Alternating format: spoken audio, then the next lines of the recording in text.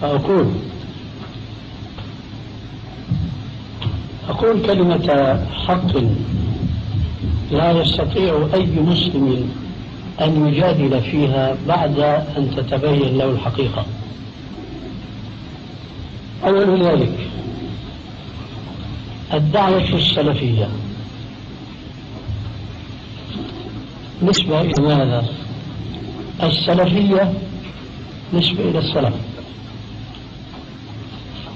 فيجب أن نعرف من هم السلف إذا أطلق عند علماء المسلمين السلف، وبالتالي تفهم هذه النسبة وما وزنها في معناها وفي دلالتها.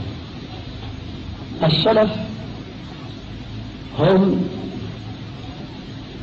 أهل القرون الثلاثة الذين شهد لهم رسول الله صلى الله عليه وسلم بالخيرية في الحديث الصحيح المتواتر المخرج في الصحيحين وغيرهما عن جماعة من الصحابة عن النبي صلى الله عليه وسلم أنه قال: خير الناس قرني ثم الذين يلونهم ثم الذين يلونهم.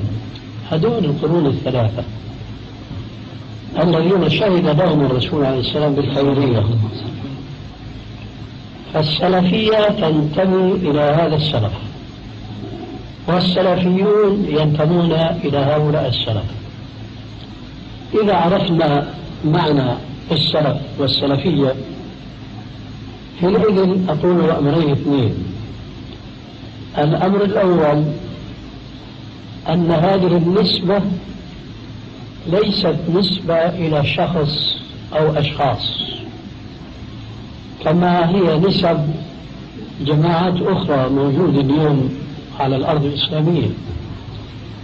هذه ليست نسبة إلى شخص ولا إلى عشرات الأشخاص، بل هذه النسبة هي نسبة إلى العصمة.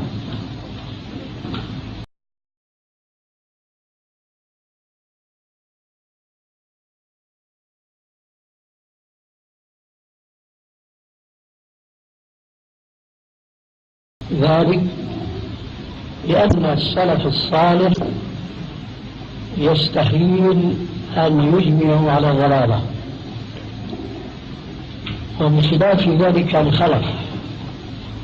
الخلف لم يأتي في الشرع ثناء عليهم، بل جاء الذم في جماهيرهم، وذلك في تمام الحديث السابق حيث قال عليه السلام: ثم يأتي من بعدهم أقوام يشهدون ولا يستشهدون، إلى آخر الحديث، كما أشار عليه السلام إلى ذلك في حديث آخر فيه مدح لطائفة من المسلمين وذم لجماهيرهم بمفهوم الحديث، حيث قال عليه السلام: لا تزال طائفة من أمتي ظاهرين على الحق لا يضر من خالفهم حتى يتعم الله أو حتى تقوم الساعة. فهذا الحديث خص المدح في آخر الزمان بطائفة، والطائفة هي الجماعة القليلة، فإنها في اللغة تطلق على الفرد فما فوق. إذا عرفنا هذا المعنى في السلفية وأنها تنتمي إلى جماعة السلف الصالح وأنهم العصمة فيما إذا تمسك المسلم بما كان عليه هؤلاء السلف الصالح، حينئذ يأتي الأمر الثاني الذي أشرت إليه آنفا، ألا وهو أن كل مسلم يعرف حين ذاك هذه النسبة وإلى ماذا ترمي من العصمة، فيستحيل عليه بعد هذا العلم والبيان أن لا أقول أن يتبرأ، هذا أمر بديهي، لكني أقول يستحيل عليه إلا أن يكون سلفيا، لأننا فهمنا أن الانتساب إلى السلفية يعني الانتساب إلى العصمة. من أين أخذنا هذه العصمة؟ نحن نأخذها من حديث يستدل به بعض الخلف على خلاف الحق، يستدلون به على الاحتجاج بالأخذ بالأكثرية مما عليه جماهير الخلف، حينما يأتون بقول عليه السلام: لا تجتمع أمتي على الضلالة. لا تجتمع أمتي على ضلالة، لا يصح تطبيق هذا الحديث على الخلف اليوم على ما بينهم من خلافات جذرية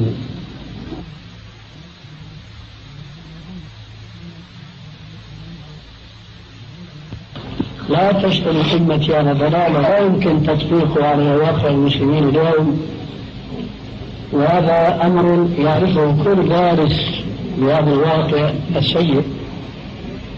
يضاف إلى ذلك الأحاديث الصحيحة التي جاءت مبينة بما وقع في من قبلنا من اليهود والنصارى وفيما سيقع في المسلمين بعد الرسول عليه السلام من التفرق. فقال صلى الله عليه وآله وسلم: افترقت اليهود على 71 فرقة، والنصارى على 72 فرقة، وستختلف أو ستتفرق أمتي على 73 فرقة، كلها في النار إلى واحدة. قالوا: من هي يا رسول الله؟ قال: هي هذه الجماعة، هي جماعة الرسول عليه السلام، هي التي يمكن القطع بتطبيق الحديث السابق: لا تجتمع أمتي على ضلالة. أما المقصود بهذا الحديث هم الصحابة الذين حكم الرسول عليه السلام بأنهم هي الفرقة الناجية ومن سلك سبيلهم ونحى نحوهم. وهؤلاء السلف الصالح هم الذين حذرنا ربنا عز وجل في القرآن الكريم من مخالفتهم ومن سلوك سبيل غير سبيلهم، في قوله عز وجل: ومن يشاقق الرسول من بعد ما تبين له الهدى ويتبع غير سبيل المؤمنين نوله ما تولى ونصله جهنم وساءت مصيره. أنا لفت نظر إخواننا في كثير من المناسبات إلى حكمة عطف ربنا عز وجل قوله في هذه الآية: ويتبع غير سبيل المؤمنين، على مشاققة الرسول. ما الحكمة من ذلك؟ مع أن الآية لو كانت بحذف هذه الجملة، لو كانت كما يأتي: ومن يشاقق الرسول من بعد ما تبين له الهدى نوله ما تولى ونصله جهنم وساءت مصيرا، لكانت كافية في التحذير وتأنيب من يشاقق الرسول صلى الله عليه وسلم والحكم عليه بمصيره السيء. لم تكن الآية هكذا، وإنما أضافت إلى ذلك قوله عز وجل: ويتبع غير سبيل المؤمنين. هل هذا عبث؟ حاشا لكلام الله عز وجل من العبث. إذا ما الغاية، ما الحكمة من عطف هذه الجملة ويتبع غير سبيل المؤمنين على يشاقق الرسول؟ الحكمة في كلام الإمام الشافعي حيث استدل بهذه الآية على إجماع، أي من سلك غير سبيل الصحابة الذين هم العصمة في تعبير السابق،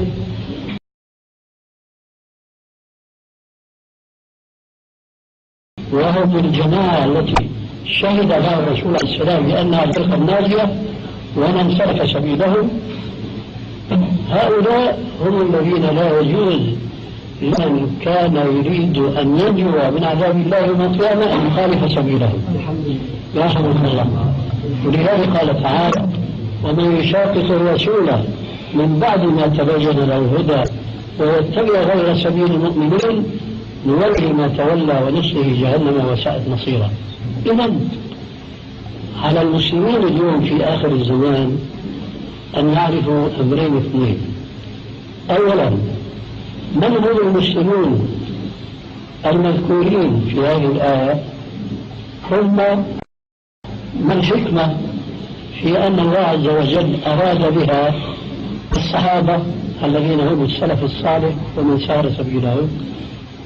قد سبق بيان جواب هذا السؤال أو هذه الحكمة، وخلاصة ذلك أن الصحابة كانوا قريب عهد بتلقي الوحي غضا طريا من فم النبي صلى الله عليه وسلم أولا، ثم شاهدوا نبيه صلى الله عليه وسلم الذي عاش بين ظهرانيهم يطبق الأحكام المنصوصة عليها في القرآن، والتي جاء ذكر كثير منها في أقواله عليه الصلاة والسلام.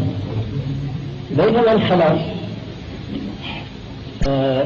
لم يكن لهم هذا الفضل من سماع القرآن وأحاديث الرسول عليه السلام منه مباشرة، ثم لم يكن لهم فضل الاطلاع على تطبيق الرسول عليه السلام لنصوص الكتاب والسنة تطبيقا عمليا.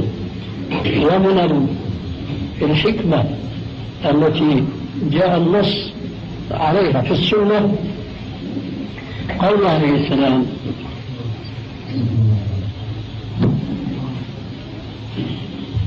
ليس الخبر كالمعاينة. ومنه بدأ ومنه أخذ الشاعر قوله: وما رأيك من سمع. فإذا الذين لم يشهدوا الرسول عليه السلام ليسوا كأصحابه الذين شاهدوا وسمعوا منه الكلام مباشرة ورأوه منه تطبيقا عمليا.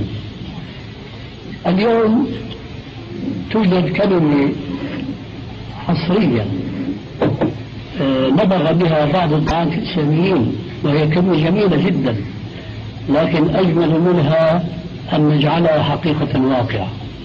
يقولون في محاضراتهم وفي مواعظهم وإرشاداتهم إنه يجب أن نجعل الإسلام يمشي واقعا، يمشي على الأرض.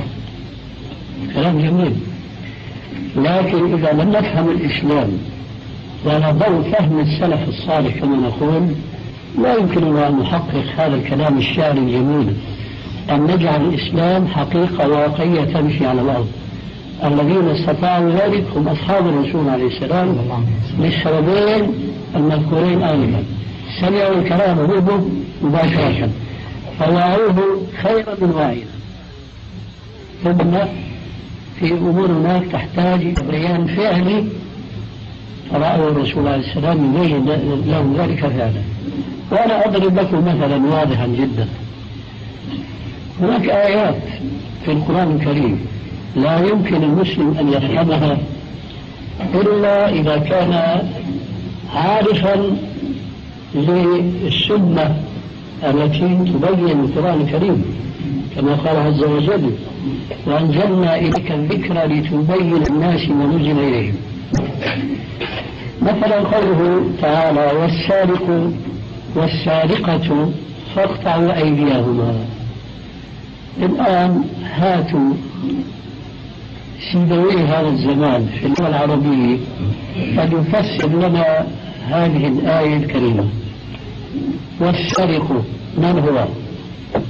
لغة لا يستطيع أن يحدد السارق. واليد ما هي؟ لا يستطيع سيبوي آخر الزمان لا يستطيع أن يعطي جواب عن هذين السؤالين. من هو السارق الذي يستطيع أو الذي يستحق قطع اليد؟ وما هي اليد التي ينبغي أن تقطع بالنسبة لهذا السارق؟ اللغة: السارق لو سرق بيضة فهو سارق، واليد هي هذه، لو قطعت هنا أو هنا أو في أي مكان فهي يد. لكن الجواب هو في نتذكر الآية السابقة وأنزلنا إليك الذكر لتبين للناس ما نزل. الجواب في البيان، فهناك بيان من الرسول عليه السلام للقرآن. هذا البيان طبقه عليه السلام فعلا في خصوص هذه الآية كمثل، وفي خصوص الآيات الأخرى وما أكثرها. لأن من قرأ علم الأصول يقرأ في علم الأصول أن هناك عام وخاص ومطلق ومقيد وناسخ ومنسوخ، كلمات مجمل يدخل تحت عشرات النصوص، إن لم نقول مئات النصوص، نصوص عامة قيدتها السنة.